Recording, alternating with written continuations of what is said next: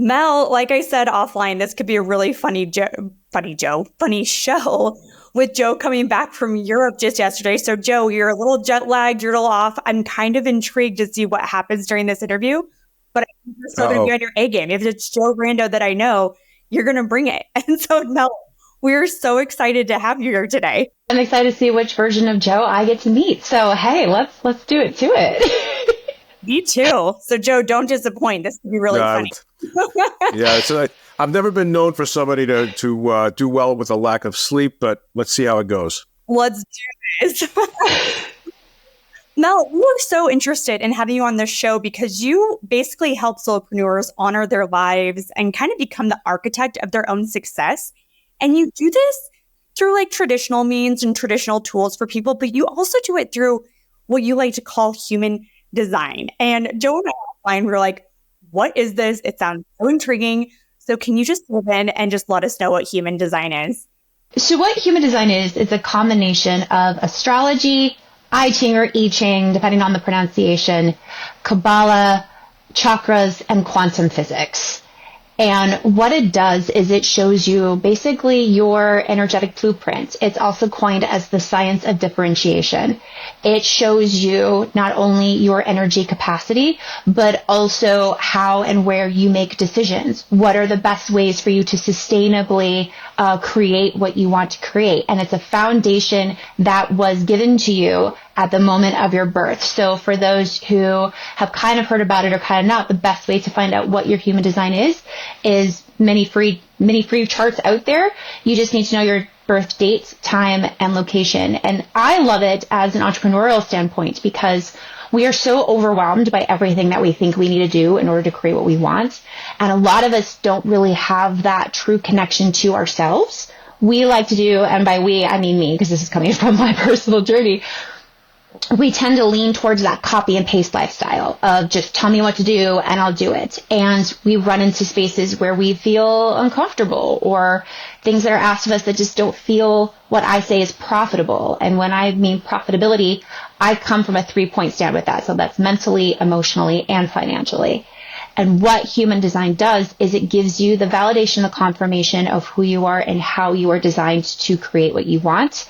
And then it also gives you that awareness of where you went too far or what resources really aren't meant for you because they were designed with somebody else in mind. So it gives you a really gorgeous operations manual of your process and your how when it comes to bringing your why to life. I feel like we've recently had like not necessarily traditional approaches to business success. We've talked about hypnosis in a recent interview. We've talked about manifestation in a recent interview. So for people that are like, no, I'm gonna go get my master's at the business school to make myself successful and are kind of by the book, what do you say to people? I'm gonna call it like embrace the woo. I don't know what else to say, but like if that's a friend of mine says embrace the woo. What do you say to people that are skeptical about this approach, even though you do blend it with traditional methods? How do you overcome that in like a sales pitch? So, I mean, and first and foremost, it has quantum physics. This is science. Everything has a frequency that has been scientifically proven. We have different frequencies. And what this is, you could take away the whole quote unquote spirituality of it and just the fact that you have somebody that tells you this is your energy, this is what you like, what you don't like. This is, maybe you've gone too far doing this. I get a lot of those, what I call WTF moments of like, how, like the amount of times I've had people go, how do you know this? That get a little bit kind of creeped out. It's not because some, mystical sense is telling me. This is just the information that your chart is telling me. So this is what you are telling me. And it's honestly no different than any other chart. A lot of corporations use DISC. A lot of corporations use SWOTs. A lot of people use quote unquote personality tests to Strength Finders is another more popular one. It is the exact same information, except I like to look at it as those ones that I just mentioned, DISC, Strength Finders, all of that. When you think of like an iceberg, those are the top of the iceberg.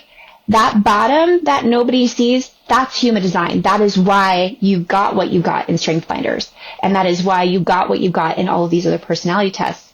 And what human design can do is show you how to shift those if you're not fully happy the way that you are doing things, or you're looking for that clarification on that how.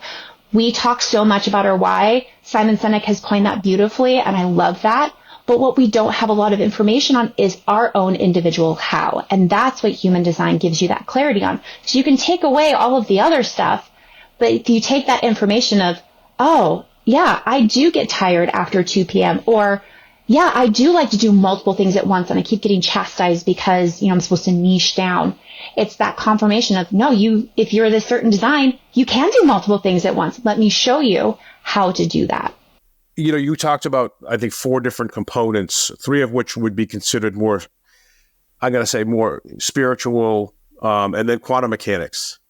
And can you just walk through a little bit of what's really happening there? I mean, I'm trained as a physicist. Oh, okay. So the quantum mechanics part is really comfortable.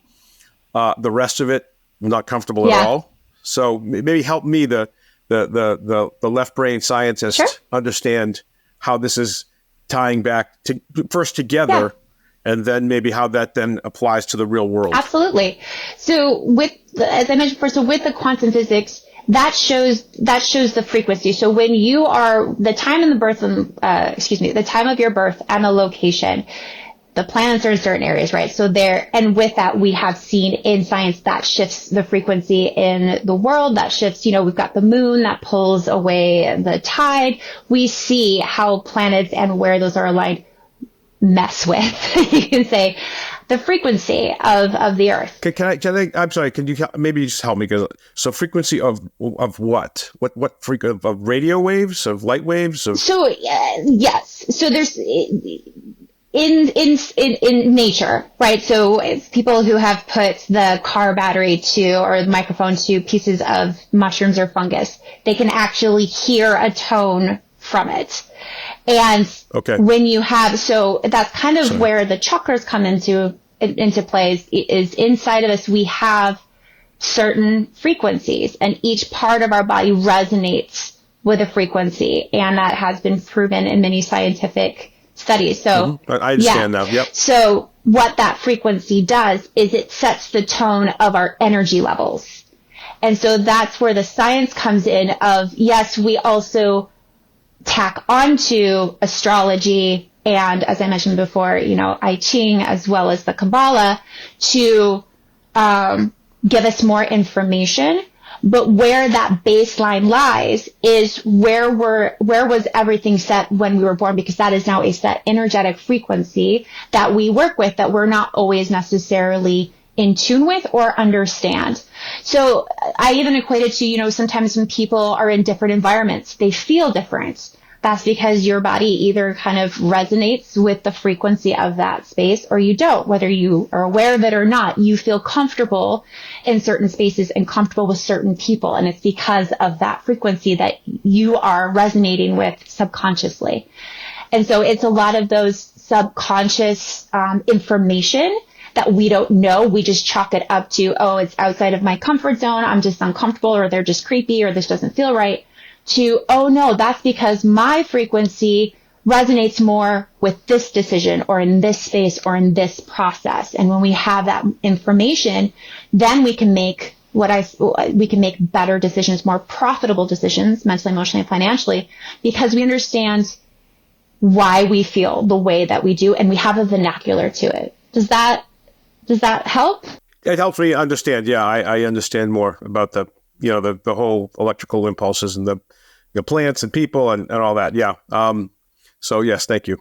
When people come to you, is it typically because traditional business approaches aren't working, or do people come to you proactively and they're like, I'm just going to I want to be successful. I'm going to take a holistic approach to this.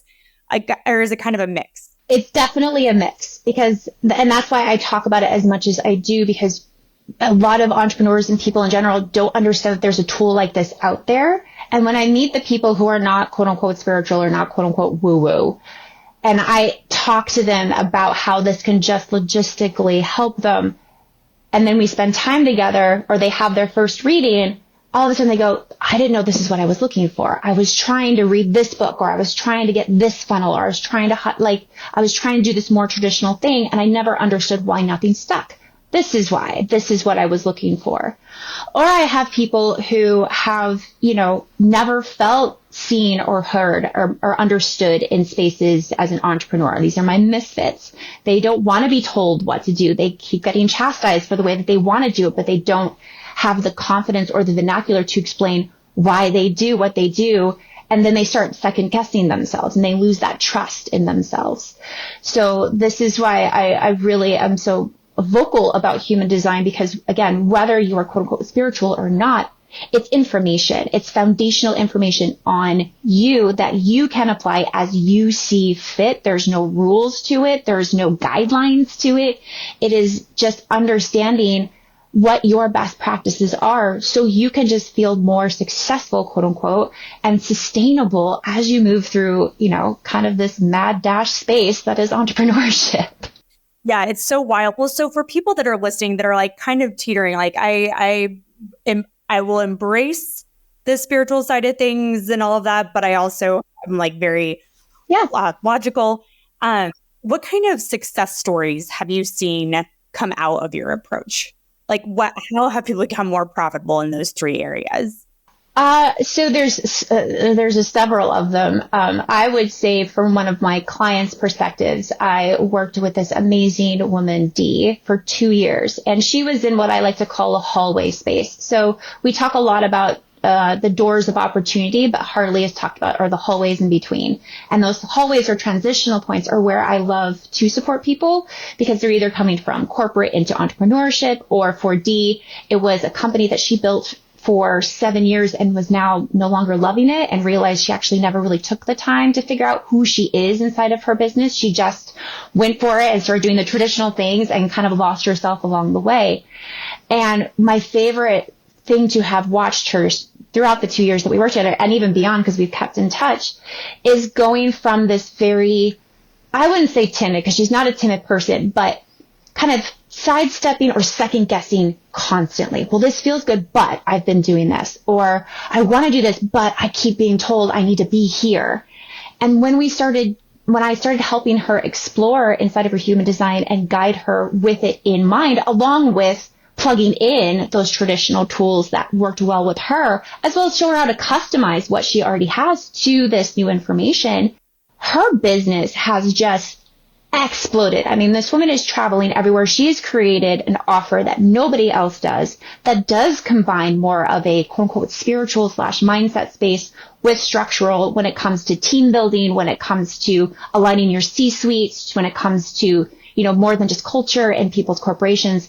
And she's created these retreats now that she is doing all over the country, and she's in demand for it. So to watch her go from this, well, I was told this and I need to be, we call her Deirdre. We loved Deirdre, but now we're Dee. And now we want to do things differently. And for her to now know herself so well that as soon as she gets a ping that she's gone too far, she knows what steps to take to get back into alignment. And she also understands her pace and her decision making. So to change that up as well, change up how she makes decisions, change up how often she works, her business hours, all of that to align with the energy capacity that she knows that she has. And therefore, she is being just fully profitable all throughout the day. That's incredible. Well, so I just want to go back because I thought an inspiring story would help people like kind of grasp what they would get by embracing human design. But for you also intertwine it with traditional approaches. So how do you do that? What is the process of working with you look like to kind of figure out the happy medium for people? Yeah, great question. So it comes in many different forms. And again, I kind of know which tools to suggest because I know them, because I now know their chart. So for example, for those who don't necessarily want to be on social media, either they just find it's just not their space, or some people feel they're quote unquote too old for it, or they're just over it. I can look at their chart and together we can see what are actually the best practices for them if they don't want to be on social media. So there's an area in their chart where some people are called opportunists, which means you get your best opportunities from face-to-face interactions. So with that said, if you have that in your chart and you have copious amounts of energy, then let's start doing more networking. Let's start doing more, podcast guesting or things like that, where you can get to know people, share your story, and then they give you an invitation for that opportunity. So giving them that permission of, no, you don't have to be on social media. You have these gorgeous things in your chart. Let's use that. Or maybe it's possible you want to be a speaker. I've been a speaker since 2017. I have a really great tool to help people create their signature talk that is educational, that is value driven, that is not salesy, that gives them that seed of inspiration for their marketing, for their content, so on and so forth. When we talk about funnels, again, looking at their time energies, a lot of people have questions of, well, should I do group or should I do one-on-one? Let's talk about your energy capacity. Let's see what have you already learned before? What do you know now? And then we can start figuring out, okay, so with this group aspect, let's make sure that it's honoring your expectations, your energy, your price point, and so on and so forth. So again, when I see somebody's chart, and if they continue to work with me after their initial reading, then I can see what traditional tools I have accumulated over the last 14 years. And I also know who to introduce them to as an external resource when that time comes. So it's not just, here's a plug and play, take my 5 steps and go make 60K in 60 seconds. It's, I know who you are. I know your how. So let me show you how you can either customize what you've already created to who you are and the information you now know. And here are some other things that I can support you on because I now know you, and I can make sure that that is in alignment with your design and your energy. So I have a question in terms of like a person's natural human design and like what they're born with and all of this stuff. So you try to figure out what works best for who they are innately. But what if they're innate? What if they want to change part of that? So I'm just going to use my husband as an example. Smartest guy I know, just wonderful. And he's so disciplined in so many areas of his life.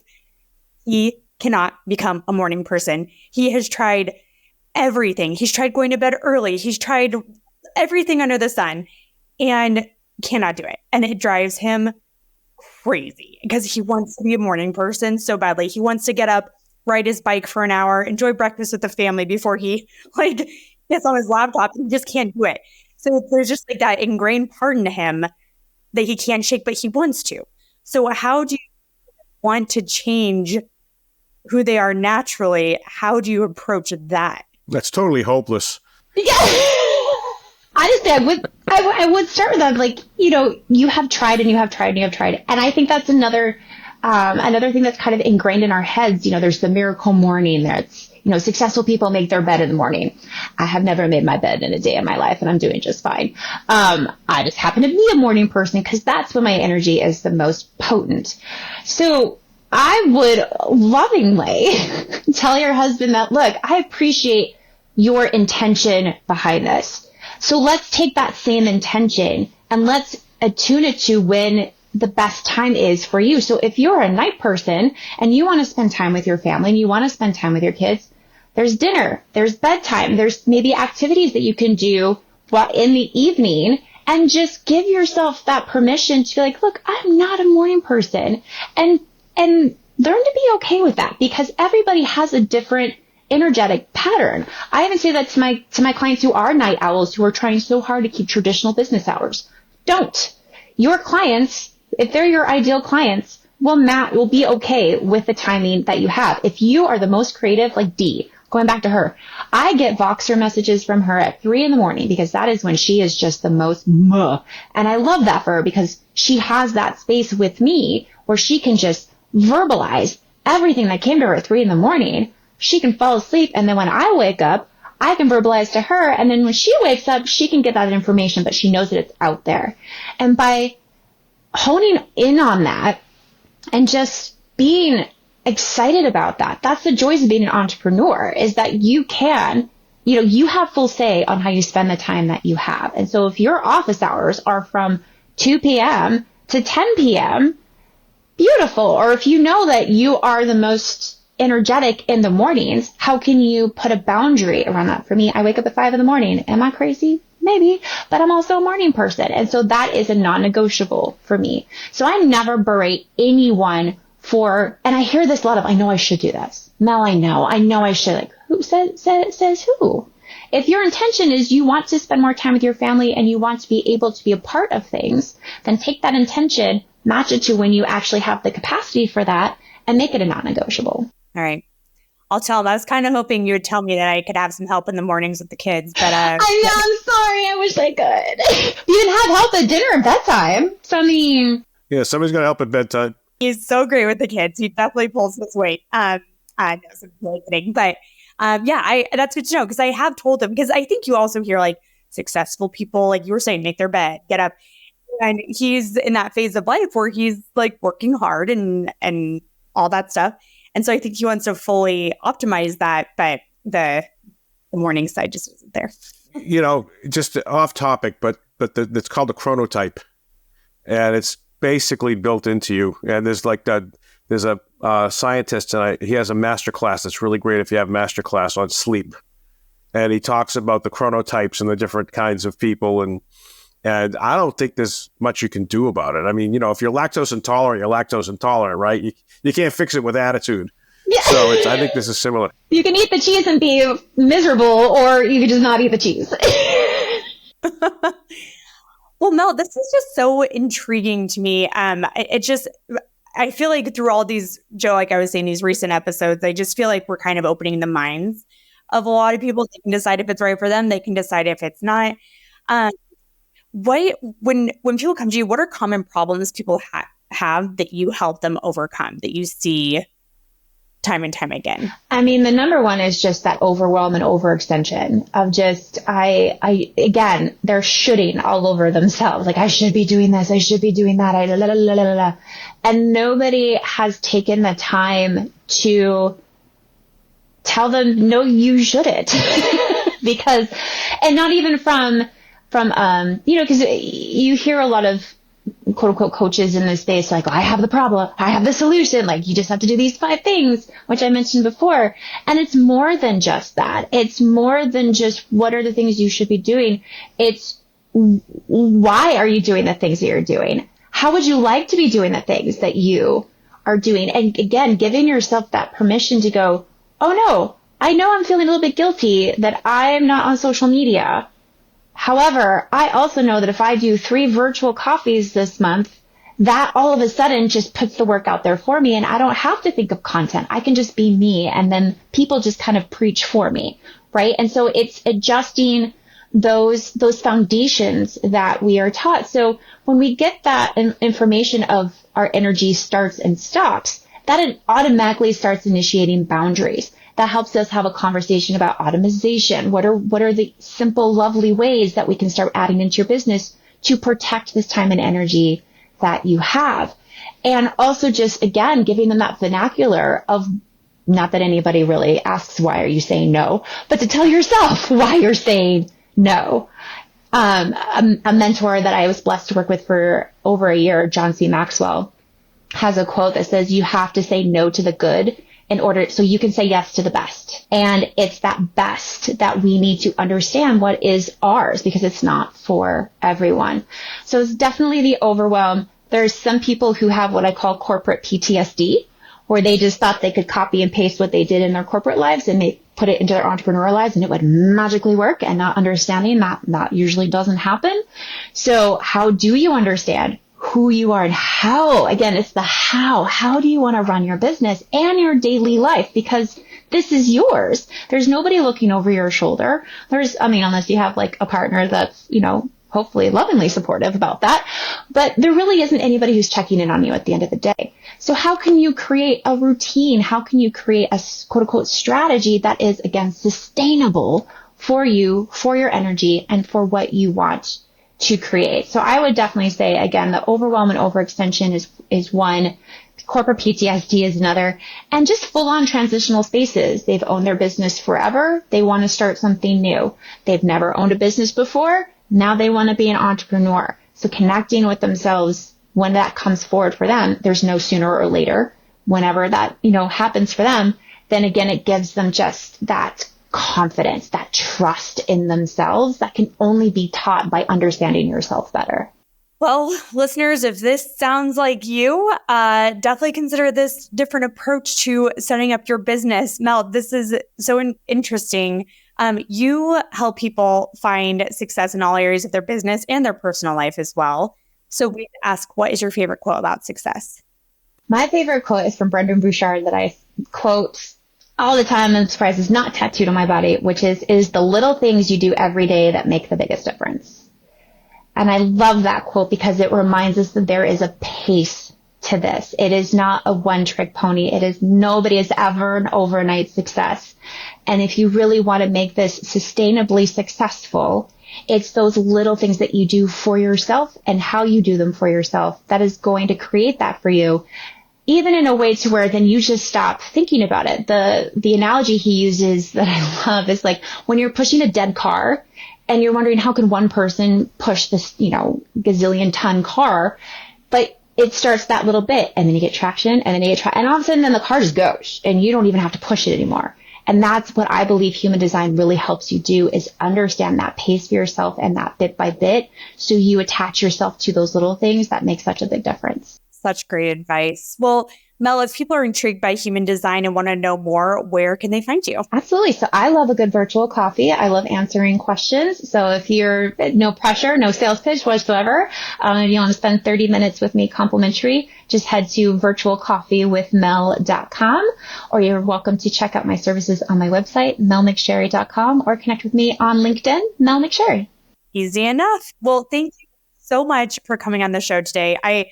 It's fun because we have some repeat topics on this show. Obviously, when we talk about marketing, sales, like there are kind of some crossovers, but this is our first in design. So thank you so much for sharing this with us. Thank you for having me. I'm so excited to be the gateway drug to this research for y'all. So thank you for having me.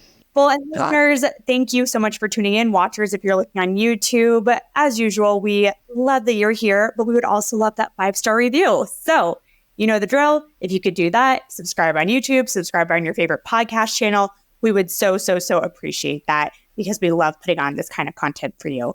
Otherwise, we hope you all have a great week and we will see you next time on The Aspiring Solopreneur. Take care.